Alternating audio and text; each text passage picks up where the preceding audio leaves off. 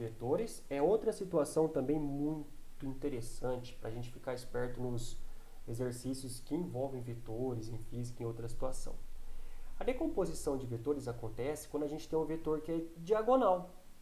Esse diagonal, compreendam, quando ele é inclinado em relação aos eixos de um plano cartesiano. Tipo assim, imagina aqui que eu tenho o eixo y e aqui eu tenho o eixo x.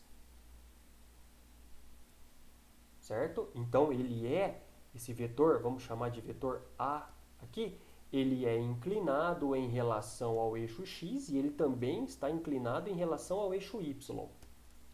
Aí, nós vamos usar um vetor só, um ângulo só. Aqui.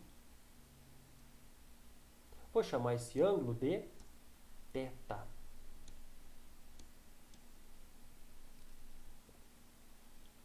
Como a gente decompõe esse vetor? Então, o esquema é o seguinte. Da ponta dele, nós vamos traçar uma linha pontilhada que passa pelo eixo x. No ponto em que ela passa pelo eixo x, isso aí determina para a gente a componente vertical do vetor A. Isso daqui é, portanto, o vetor A na direção x. A mesma coisa a gente faz aqui com uma linha pontilhada passando pelo eixo y. Passou aqui? Maravilha, fácil demais. A gente tem, então, nesse ponto, o limite, né, o tamanho do vetor A na direção y.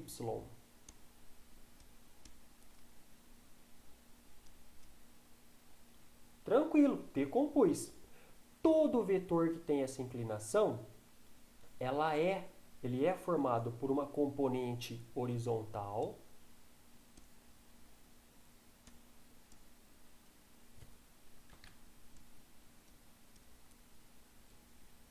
e uma componente vertical. Eu vou marcar isso aqui.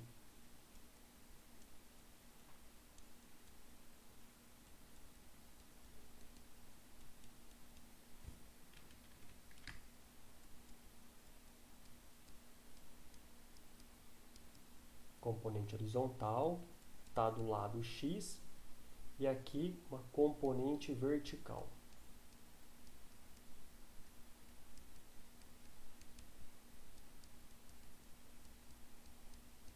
Que está do lado y.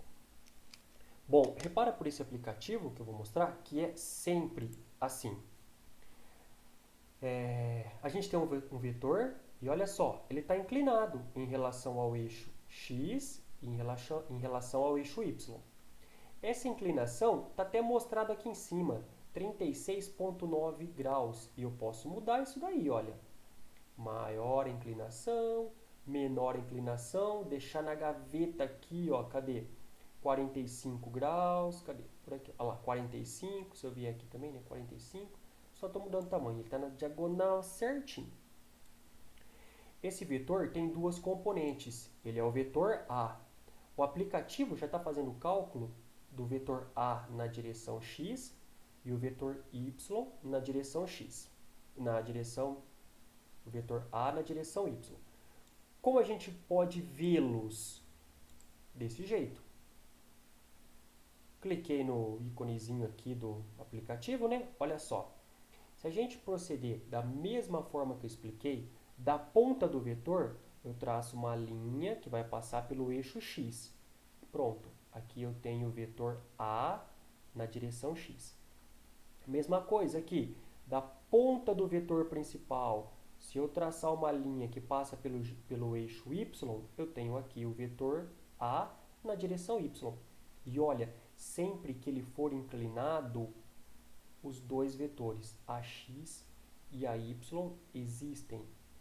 Um pode ser maior, o outro pode ser menor, dependendo da inclinação entre eles.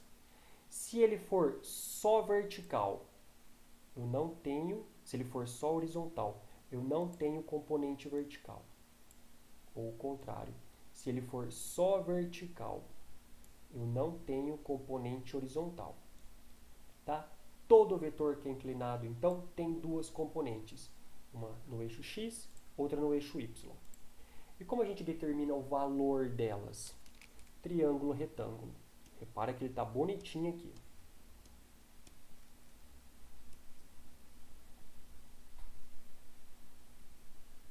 Olha só. Então, a gente tem o lado AY, que tem o mesmo tamanho do que está aqui. Posso chamar isso aqui de AY, então. O lado AX e a hipotenusa. Então, a gente pode usar seno de θ, cateto oposto, sobre a hipotenusa.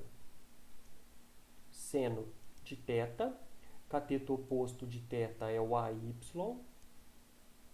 sobre a hipotenusa, que é o nosso A. Se a gente multiplicar em cruz, o vetor AY, a componente do vetor A, que é o AY, vale A seno de θ. Aí a matemática ajudando a gente, hein? Oh, maravilha! Também podemos usar cosseno. Cosseno de θ é cateto adjacente sobre a hipotenusa. Cosseno de θ, em relação a θ, o cateto adjacente é o AX e a hipotenusa é o A. Se a gente multiplicar em cruz, AX, A cosseno de θ. Memorizou as propriedades do triângulo retângulo. Aplicou, já era.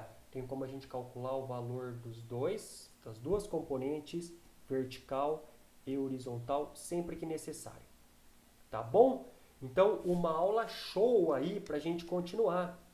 Espero que gostem, que vocês possam ir acompanhando, mandando sugestão, mandando dica, porque eu posso ajudá-los também.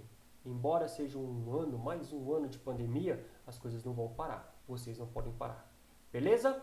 Torço por vocês. A gente se vê. Tchau, tchau.